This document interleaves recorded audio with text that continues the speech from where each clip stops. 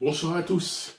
Voilà déjà le troisième mercredi de prière et combien nous apprécions ces doux moments de la prière, ces moments où ensemble nous nous retrouvons pour faire monter nos voix vers le trône de la grâce de Dieu, pour pouvoir apporter les différents sujets de prière.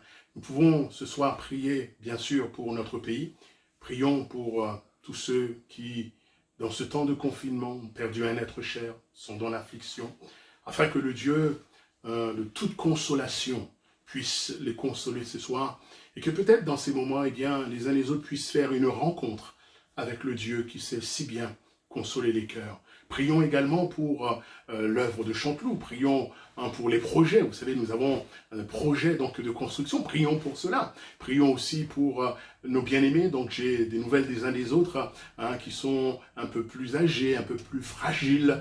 Merci Seigneur, ce sont de bonnes nouvelles, le Seigneur les soutient, le Seigneur les fortifie. Eh bien, nous voulons continuer à prier pour les uns et pour les autres. C'est ce que la Bible nous invite. Avant cela, bien sûr, nous allons entonner quelques chants. Comment commencer une réunion sans entonner notre foi, sans chanter en l'honneur de notre Dieu? Nous allons entonner quelques chants. Après quoi, nous allons ensemble ouvrir la parole de Dieu. J'aimerais que nous remettions ces moments entre les mains du Seigneur. Notre Dieu, nous voulons te bénir ce soir encore parce que nous pouvons nous retrouver malgré le fait que nous soyons dispersés à droite à gauche, mais ce soir encore, ton nom nous rassemble, ton nom nous réunit, nous sommes chacun pour notre part autour de ta personne, et tu es le centre, Seigneur, et nous voulons que ce soir encore, tout puisse tourner autour de toi. Conduis-nous dans ce temps de prière, inspire nos prières, mon Dieu, et que vraiment, ce soir encore, nos voix puissent, mon Dieu, résonner jusque devant le trône de la grâce. Seigneur, que ton nom soit béni, au nom de Jésus. Amen.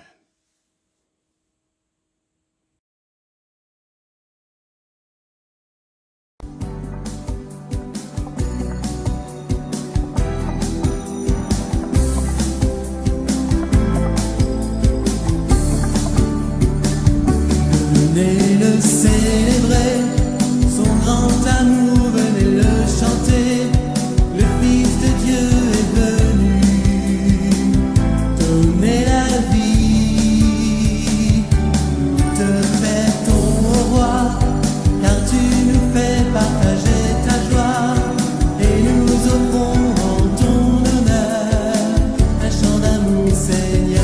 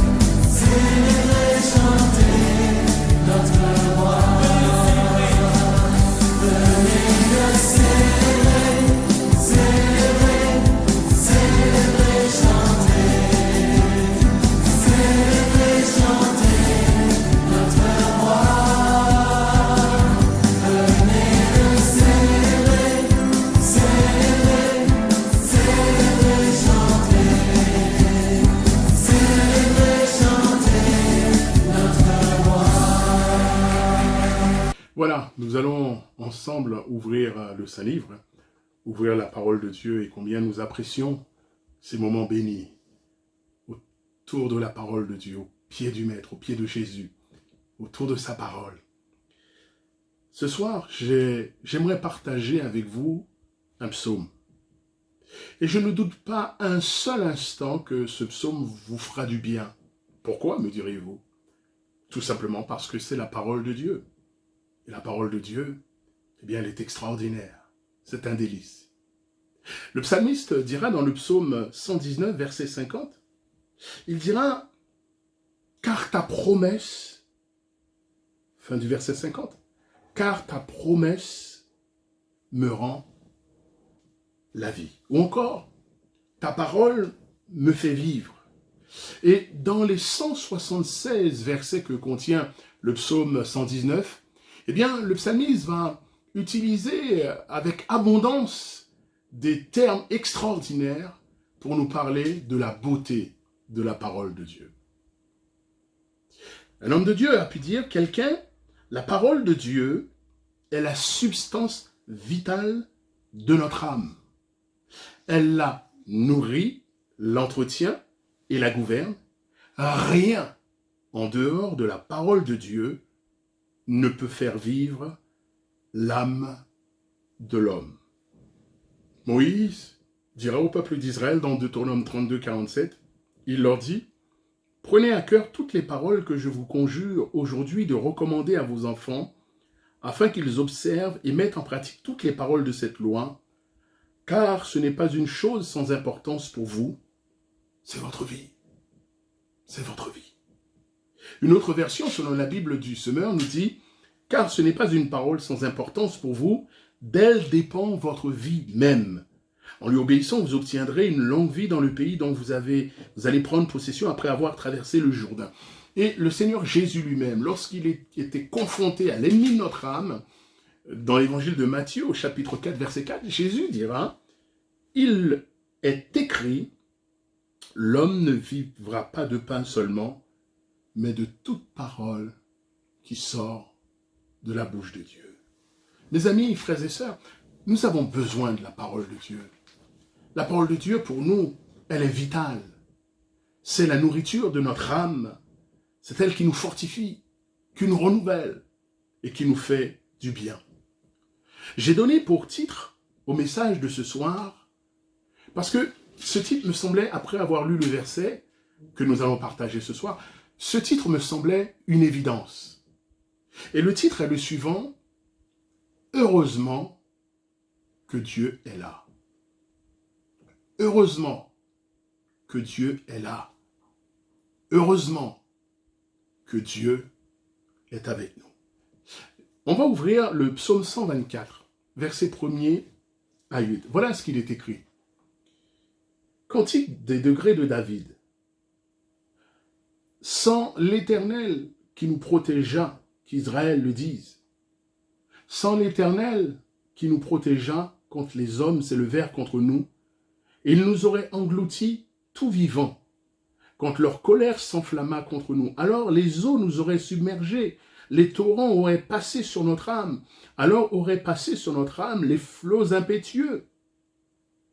Béni soit l'Éternel qui ne nous a pas livrés en proie à leurs dents. Notre âme s'est échappée comme l'oiseau du filet des oiseleurs. Le filet s'est rompu et nous nous sommes échappés. Notre secours est dans le nom de l'Éternel qui a fait les cieux et la terre.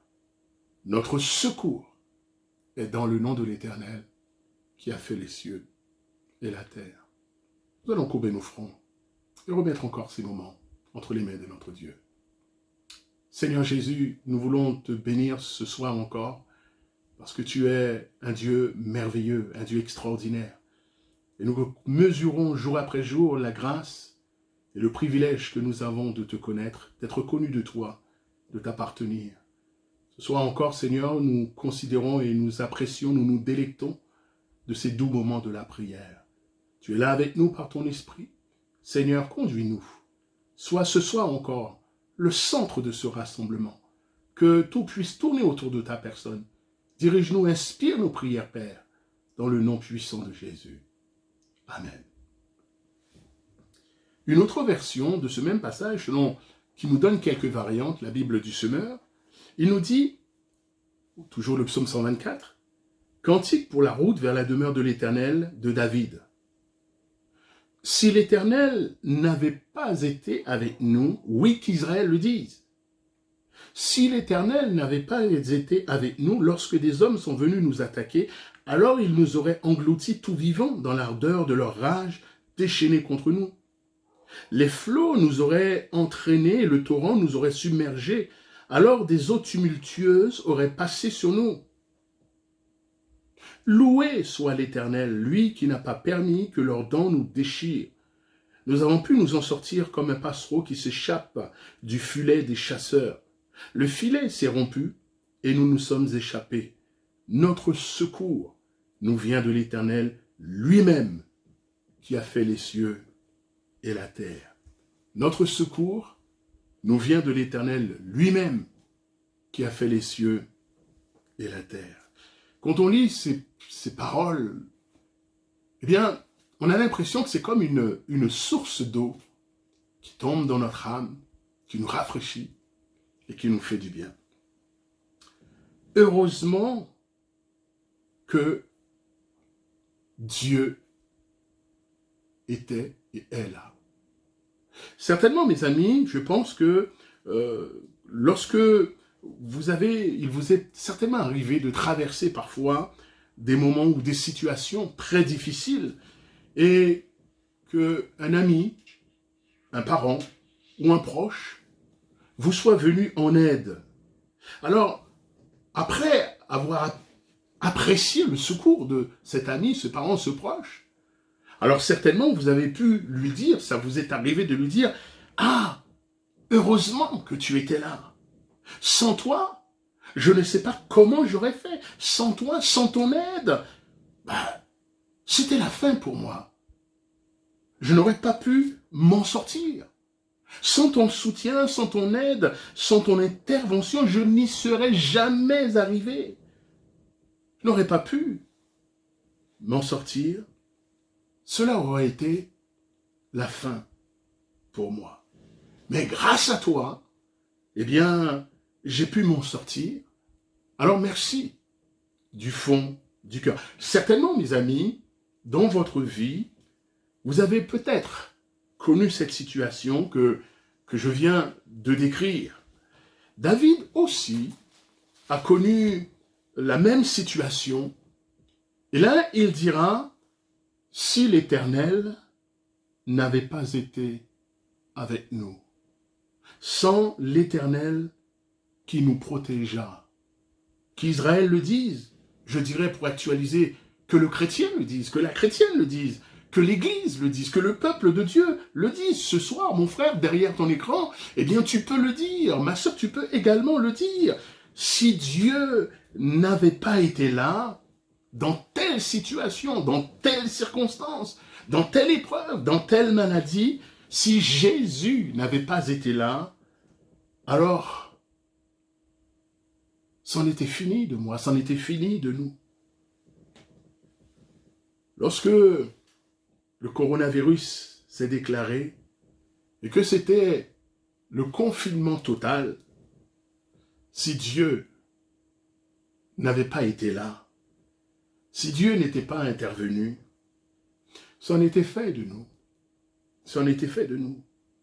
Chacun d'entre nous, je le crois, nous pouvons le dire ce soir, nous pouvons l'affirmer, si l'Éternel n'avait pas été avec nous, si Jésus n'avait pas été avec nous, lorsque le danger s'est manifesté, lorsque la maladie s'est déclarée, lorsque le chômage peut-être a frappé à la porte, lorsque les huissiers peut-être sont venus à la maison, lorsque les mauvaises nouvelles sont parvenues à nos oreilles, lorsque, on pourrait rajouter des lorsque. Lorsque les hommes sont venus nous attaquer, lorsque l'épreuve s'est présentée, la difficulté s'est manifestée, ils nous auraient engloutis tout vivants. Waouh! Terrible comme situation. Ils nous auraient engloutis tout vivants. Avec tellement de rage, tellement de haine, tellement de force, il nous aurait submergés, noyés, effacés, anéantis. En un mot, heureusement, heureusement que Dieu était là.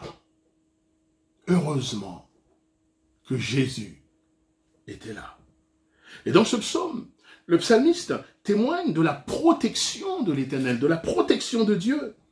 Et il appelle la nation, le peuple d'Israël, à se rendre compte que sa victoire est due au fait que Dieu, l'Éternel, s'est tenu à leur côté, que Dieu les a défendus, que Dieu soit intervenu. Ensuite, le psalmiste va expliquer ce qui est arrivé, ce qui serait arrivé si l'Éternel ne s'était pas manifesté, si Dieu n'avait pas agi. Eh bien, si Dieu n'était pas intervenu, ça aurait été la catastrophe, la désolation, le chaos.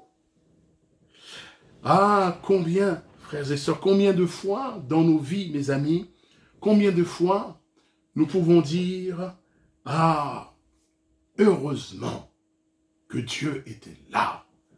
Heureusement que Jésus était là. Seigneur, heureusement que tu étais là, que tu as agi, que tu sois intervenu. » Pour ma part, je puis encore ce soir, entre autres, parce qu'il y a tellement de fois où j'ai vu Dieu agir, j'ai vu Dieu intervenir dans tellement de circonstances, que ce soit dans ma propre vie ou aussi dans la vie de frères, de mes sœurs, des amis du peuple de Dieu. Une expérience parmi tant d'autres, un exemple, bien sûr, parmi tant d'autres, parce qu'il y en aurait tant, où j'ai pu dire, Seigneur, heureusement que tu étais là. Le 11 août 2001, heureusement que tu étais là, Seigneur. Figurez-vous que ce jour-là, un homme a pris une arme, un pistolet mitrailleur, et m'a tiré dessus à bout portant. Et ce soir encore, je puis dire, Jésus, heureusement que tu étais là. Heureusement que ma vie, ma destinée, était entre tes mains. Heureusement que je t'avais tout confié, tout remis, Seigneur. Sinon, je ne serais pas là ce soir pour vous parler, pour raconter 19 ans après, pour vous parler de la grandeur de Dieu, de sa puissance, de son amour et de sa bonté. Oh oui, mes amis, frères et sœurs, notre Dieu est bon. Alléluia. Pour ceux qui peut-être ce soir hésiteraient encore à accepter Jésus-Christ dans leur cœur, dans leur vie, comme leur Seigneur, comme le Sauveur de leur âme. Ami, permets-moi de te dire ce soir que si tu n'acceptes pas Jésus dans ta vie, dans ton cœur, comme Sauveur et Seigneur, tu passes à côté de l'essentiel. Tu passes à côté du meilleur. Parce qu'en fait, le meilleur, eh bien, c'est d'avoir Jésus dans notre vie. Le meilleur, c'est d'avoir, mes amis, Jésus comme berger de notre âme et comme berger de notre vie. Béni soit l'Éternel qui ne nous a pas livrés en proie à leurs dents.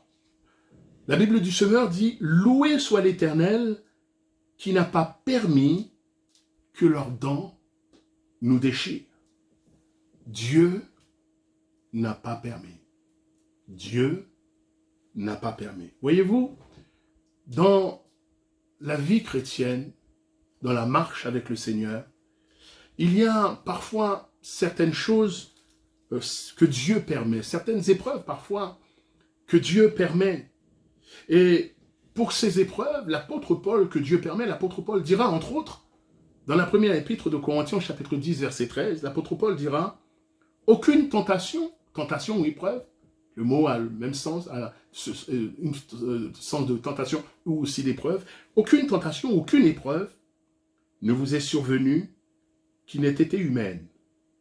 Et Dieu, qui est fidèle, ne permettra pas que vous soyez tentés ou éprouvés au-delà de vos forces, mais avec la tentation ou avec l'épreuve, il préparera aussi le moyen d'en sortir afin que vous puissiez la supporter. Dieu ne permettra pas que nous soyons, que vous soyez, que tu sois éprouvé au-delà de tes forces. Mais, nous dit l'apôtre Paul, dans l'épreuve, ou avant l'épreuve, Dieu déjà a préparé la solution, le moyen d'en sortir. L'apôtre Pierre aussi dira, dans ce sens, au travers de l'épreuve que Dieu permet, lorsqu'il nous a parlé de toutes les grâces que nous avons dans la personne de Jésus, il dira, 1 Pierre 1, chapitre 1er, versets 6 à 8, « C'est là ce qui fait votre joie, quoique maintenant, puisqu'il le faut, vous soyez attristés pour un peu de temps par diverses épreuves, afin que l'épreuve de votre foi, plus précieuse que l'or périssable, qui cependant est éprouvé par le feu, ait pour résultat la louange, la gloire et l'honneur lorsque Jésus-Christ apparaîtra. » Mes amis, il y a des épreuves que Dieu permet. Et quand il le permet, il y a un but bien précis. Dieu est capable de mesurer la durée, l'intensité, les limites de l'épreuve. Tout comme lorsqu'il dira au flot de la mer, jusqu'ici, mais pas plus loin. Jusqu'ici, mais pas plus loin. Il y a d'autres fois ou d'autres épreuves, par contre, que Dieu ne permet pas. Il ne permet pas. Et le psalmiste nous dit, là, dans le psaume 124, verset 6, il dit « Loué soit l'Éternel qui n'a pas permis que leurs dents nous déchirent. » Dieu n'a pas permis que l'épreuve nous anéantisse, que l'adversité vous écrase. Nous avons pu nous en sortir, notre âme, dirait le psalmiste, s'est échappé comme l'oiseau qui s'échappe du filet des chasseurs. Le filet s'est rompu et nous nous en sommes échappés. Réfléchissons quelques instants.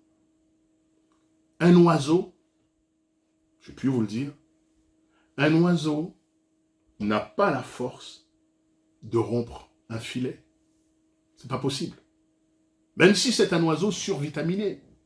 Même si c'est un oiseau qui a fait du bodybuilding, comme Arnold Schwarzenegger. Un oiseau n'a pas la force, ni la capacité de rompre un filet.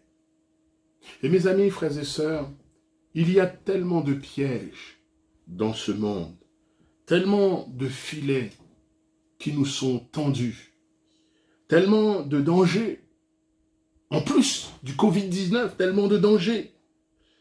Mais que Dieu soit béni, parce que la Bible nous dit que Dieu est pour nous le Dieu des délivrances. Dieu, alléluia, est pour toi mon frère, pour toi ma sœur. Il est le Dieu des délivrances. Celui qui est puissant pour nous délivrer des pièges, pour nous garder en temps de crise, pour nous protéger contre des ennemis plus puissants que nous.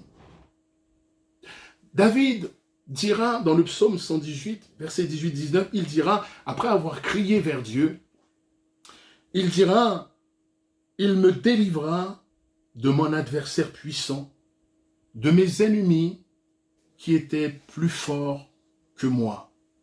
Il m'avait surpris au jour de ma détresse, mais l'Éternel fut mon appui.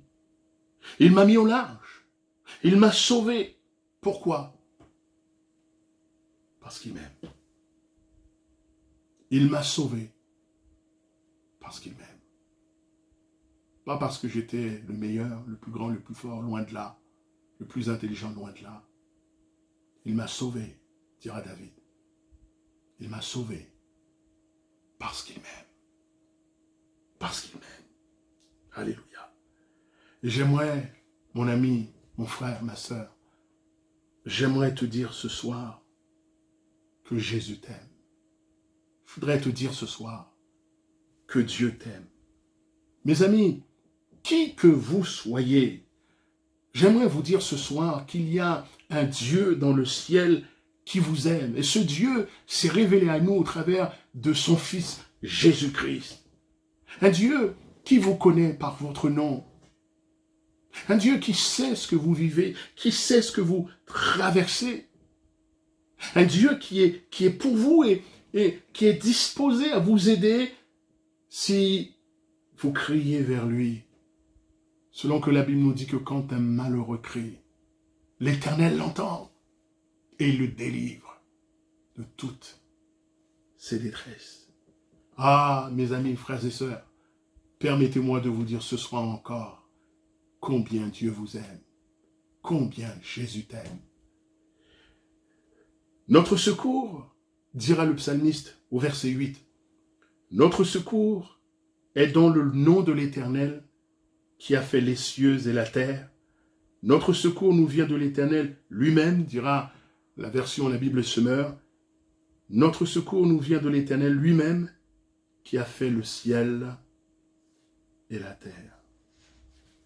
Un jour, le roi David dira ces paroles dans le psaume 121 et au verset 1er. Je lève mes yeux vers les montagnes. D'où me viendra le secours? Alors j'imagine les montagnes en Israël. Peut-être qu'il a tourné ses regards vers cette montagne. Non. Vers celle-ci, non. Vers celle-là, non. Et il va dire, le secours me vient de l'Éternel qui a fait les cieux et la terre. Il ne permettra pas que ton pied chancelle. Celui qui te garde ne sommeillera pas. Voici, il ne sommeille ni ne dort. Celui qui garde Israël. Mes amis, il y a bien des montagnes vers lesquelles peut-être nous pourrions être tentés ou de tourner nos regards, de chercher le secours. Peut-être la montagne des hommes politiques. Que Dieu les aide, car ils sont limités devant la crise que nous connaissons aujourd'hui. Peut-être vers la montagne de la médecine. Béni soit Dieu pour tous ces médecins qui, chaque jour, font de leur mieux pour soigner les gens. Que Dieu les bénisse. Mais eux-mêmes le disent. Ils sont limités également. Certains peut-être pourraient être tentés de regarder vers le matérialisme, vers les moyens financiers. Mais là encore, il y a bien des limites. C'est vers Dieu que la Bible nous invite ce soir encore à tourner nos regards. C'est vers Jésus que la parole de Dieu nous invite à fixer nos regards. Parce qu'en fait, c'est de lui que vient le secours réel.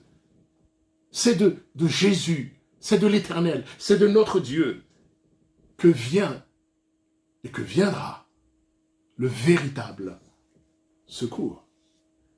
Ce soir, pendant ce temps de prière, et je voudrais terminer, nous voulons ensemble lever nos yeux vers le ciel, fixer nos regards sur Jésus, lever nos yeux, nos mains, nos cœurs vers lui, parce qu'il est notre secours. Que Dieu vous bénisse, mes amis. Que Dieu vous bénisse. Ah, si l'Éternel n'était pas avec nous, au travers de ce temps de confinement de Covid-19, ah, si l'Éternel n'était pas avec nous, voulons dire heureusement que l'Éternel est là, heureusement que Jésus est là. Merci Seigneur, parce que nous savons que tu es avec nous. Et heureusement que tu es avec nous, parce que réaliser, comprendre que tu es avec nous, alors cela change tout. Cela change toute la donne. Que Dieu soit béni. Que Dieu soit béni. Et que Dieu vous bénisse. Courbons nos fronts et prions ensemble ce Dieu si merveilleux. Merci mon Dieu. Quel bonheur et quelle joie chaque jour de nos vies, Seigneur, de réaliser que tu es là. C'est vrai, nous voulons joindre nos voix avec le psalmiste dans tellement de situations que nous avons traversées, que nous avons connues. Nous pouvons dire avec lui, ah, heureusement que tu étais là. Seigneur, si tu n'avais pas été là, alors nous aurions tout à craindre. Mais merci mon Dieu parce que tu es là. Tu es là dans toutes nos situations, dans toutes nos circonstances, dans toutes nos vicissitudes, mon Dieu. Tu es avec nous. Ah, que ton nom soit béni. Merci de rappeler cette vérité à mes frères, à mes sœurs, ceux qui sont dans leur maison, confinés, enfermés. Seigneur, merci parce que tu nous rappelles ce soir que tu es là aussi avec nous. À toi la gloire. Conduis-nous encore, Seigneur, au nom de Jésus. Amen.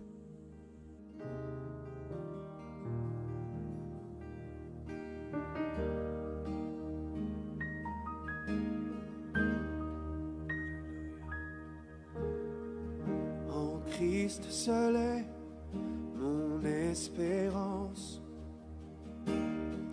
Sa justice est mon assurance.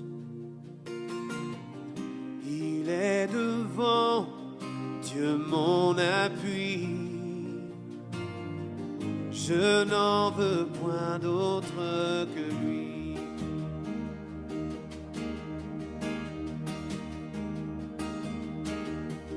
En Christ seul est mon espérance.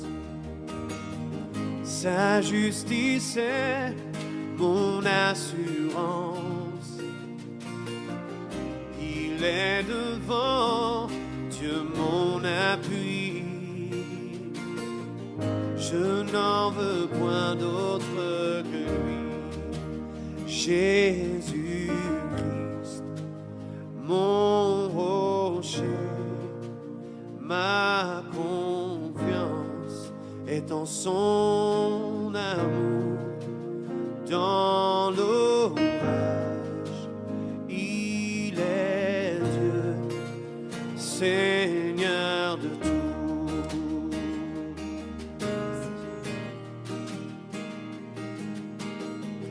Lorsque sur moi s'abat l'orage, sa croix ranime mon courage.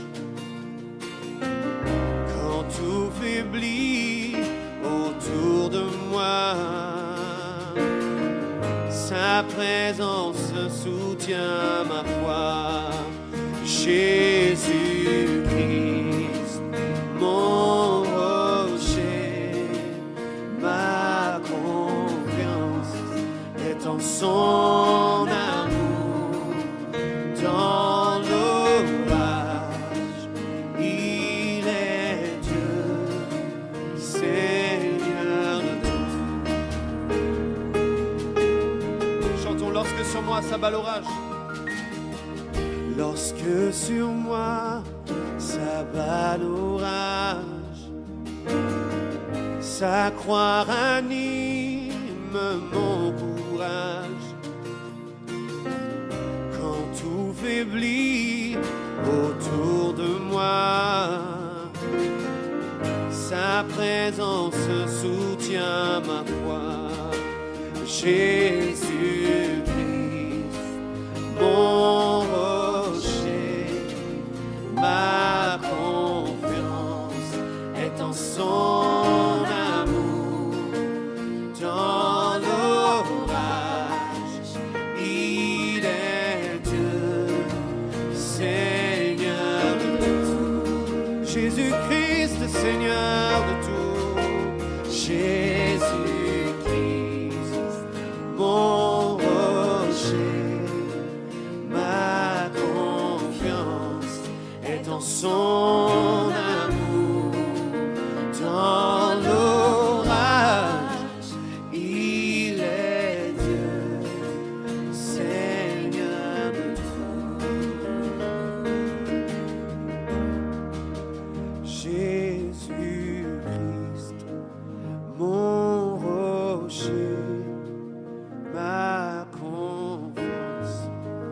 dans son